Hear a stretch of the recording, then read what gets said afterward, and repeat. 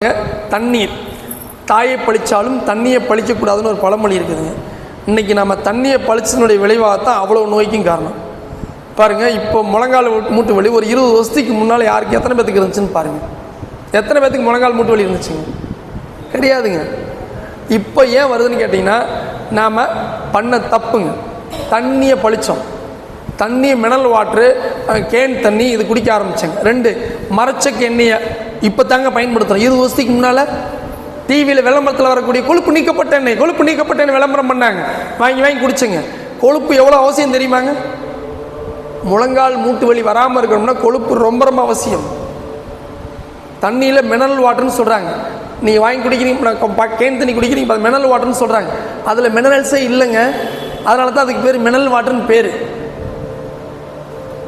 பாருங்க, அப்போ நம்ம மினரல்ஸ் உடம்புக்கு தேவையா இல்லையாங்க? ஆனால் நாம் இப்படி இந்த மாதிரி தண்ணியை குடிச்சதுனால தான் மினரல்ஸு நம்ம மாத்திரை வடிவத்தில், மருந்து வடிவத்தில் எடுத்துகிட்டு இருக்கிறேங்க. எங்கள் வீட்டில் இந்த பாருங்கள், நான் வச்சுருக்கிற தண்ணி குடிச்சு பாருங்கள், பானை தண்ணி. நான் ஆரோக்கியமாக இருக்கிறதுக்கு நான் மெனக்கிடுறேன். பாருங்கள், நேச்சுரலான ஃபில்டர் மண்பானை. நீங்கள் ப்ளீச்சிங் பவுடர் போட்டு மழை காலத்தில், குளிர்காலங்களில் தண்ணி அந்த ப்ளீச்சிங் பவுடர் போட்டு நாற்றம் வருங்க.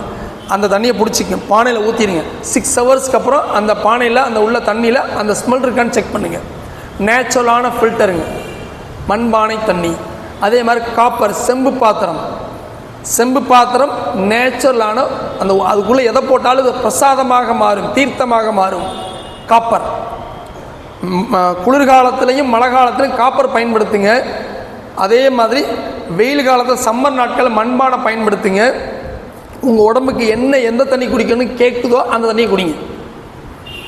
ஸோ தண்ணியை பழிக்காதீர்கள். தண்ணி என்பது அற்புதமான ஒரு மருந்து.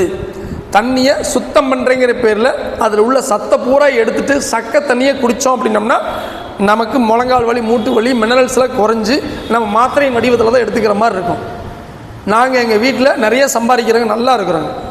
எங்களுக்கு எதுவும் பொருளாதார சிரமம்லாம் கிடையாது. ஆனால் எங்கள் வீட்டில் பானை தண்ணி தான். நாங்கள் இதெல்லாம் எளிமையாக பின்பற்றுறோங்க. எங்கள் வீட்டுக்கு தேவையான பொருட்கள் நானே சொந்தமாக தயாரித்து கொள்கின்றேன். 38 பொருளை சொந்தமாக தயாரிச்சுக்கிறேன். ஸோ ஆரோக்கியமாக இருக்கணும்னா நம்ம சில விஷயங்களை மெனக்கெடுங்க.